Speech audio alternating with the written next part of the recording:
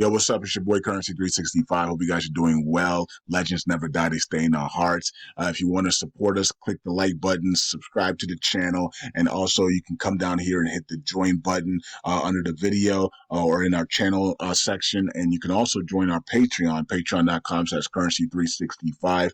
And we also have Cash App and also PayPal for support if you want to sow some seeds. Peace out. God bless. Enjoy the video and keep the movement going. Legends. Bye.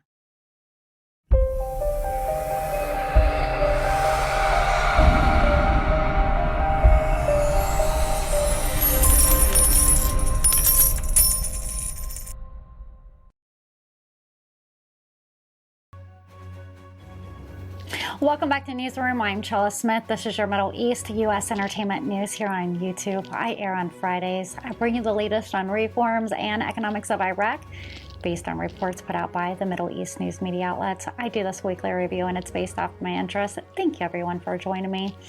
Last week we talked about reconstruction, the private sector, the World Bank, reforms, the ENRG. We talked about solar, oil, and the gas sector. Let's take a look at this week's headlines. Parliamentary is set to elect its president on Saturday, and the agenda for the Monday session is available. The House of Representatives is set to elect the Council's president in its scheduled session next Saturday, as announced by the Parliamentary Media Service. And on Patreon, we talk about that there's 4 presidencies set. This is one of 4. And U.S. President Joe Biden has nominated Tracy Ann Jacobson for the position of ambassador and a commissioner to the Republic of Iraq, replacing Elena Romanovsky. Jacobson, a professional member of the Senior Diplomatic Corps, has served as a charge d'affaires at the U.S. Embassy in Addis Ababa, Ethiopia, and as deputy head of mission at U.S. Embassy in Riga, Latvia. She also receives numerous awards for her missionary of foreign affairs and the Order of Peace, Democracy, and Humanity. And there's been a lot of turbulence in Iraq. Iraq's Prime Minister Mohammed al-Sudani has announced managed to defuse the crisis with escalating regional tensions following the war on Gaza. The U.S. Defense Secretary Lloyd Austin confirmed that the Supreme Military Committee with Iraq will launch within days to begin a process committee with both sides during the U.S.-Iraq Joint Security Cooperation Dialogue. The process will enable the U.S.-Iraqi Supreme Military Commissions to transition to a permanent bilateral security partnerships between the two countries. Based on the successes of the campaign to defeat ISIS in Iraq, al-Sudani has also expressed the importance of the Iraqi-Spanish relations and sought to strengthen them at the various levels and fields. He renewed Iraq's position on the mission of the international coalition to fight ISIS in Iraq, noting that the terrorist organization no longer poses a threat to the Iraqi state and that it's time to move to bilateral relations with the coalition countries. The state administration coalition comprises the majority of political forces in Iraq's current government and has backed the government's decision to regulate its relationships with the international coalition. The coalition supports the Ministry of Foreign Affairs' announcement of a dialogue between Iraq and the U.S.-led international coalition, ending the combat mission and setting a timetable to reduce advisors. The coalition reiterates its support for the government's measures, including dialogue with international coalition and recharacterization of its existence in relations with its parties. The coordination framework praised the joint statement, congratulating the government's efforts in the negotiations to redraw the relationships with the international coalition and to preserve Iraq's rights, sovereignty, security, and stability. The National Resolvement Alliance also affirmed the government's support to establishing a sustainable relationship with the international coalitions. Nitrogen Barzani expresses his support for the Iraqi-American agreement, stating that it will significantly enhance the stability of Iraq. The Kurdistan Regional President, Nitrogen Barzani, welcomes the Iraqi-U.S. agreement to resume the work of the Supreme Military Committee. He expresses his support for the agreement and the progress of the bilateral relations, stating that the Kurdistan region will cooperate to protect the country's safety, security, and sovereignty. We want to pray for our international coalition and our contractors and subcontractors over there in Iraq.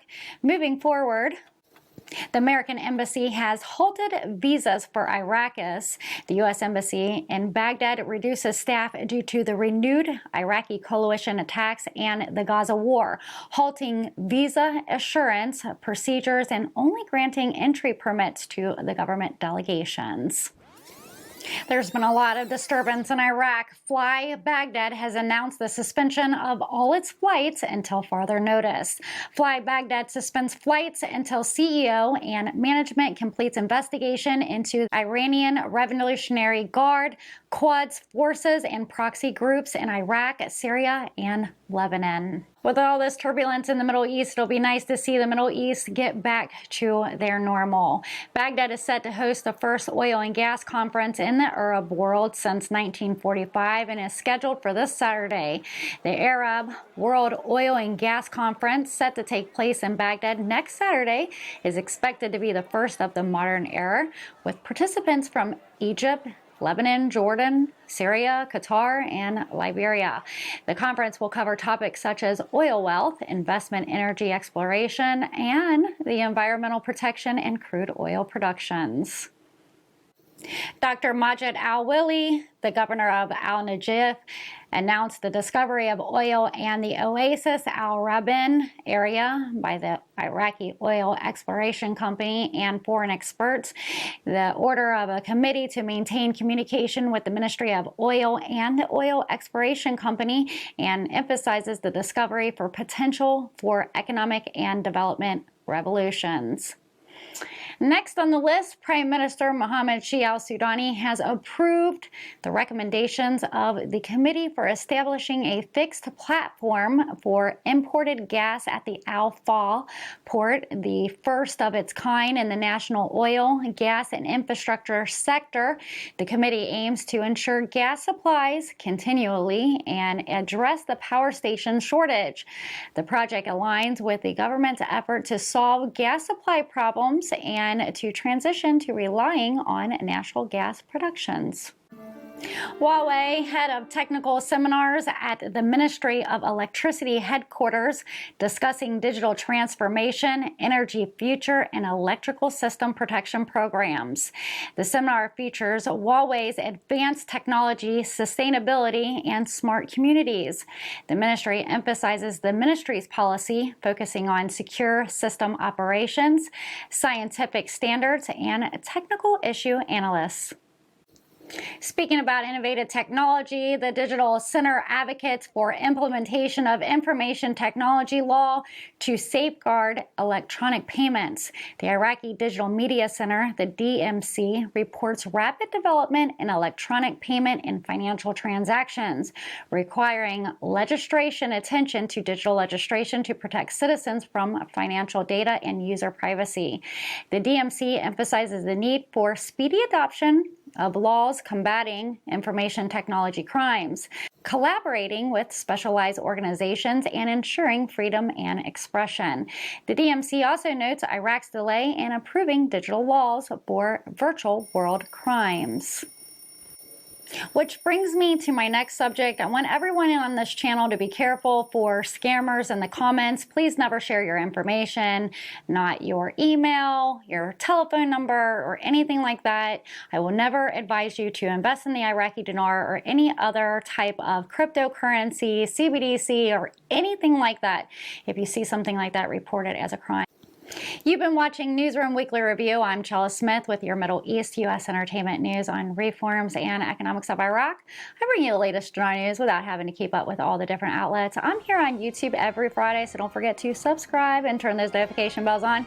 If you like my content, give me a thumbs up. If you really like my content, you can always seed a super chat or a super thanks in the comment section below. Again, thank you for being a subscriber, and thank you for visiting Newsroom Chella Smith for your trusted Dinar news. I'll see you guys next week. Take care. Make sure you join us Fridays, 4 p.m. with Newsroom Updates with Chella Smith Entertainment News.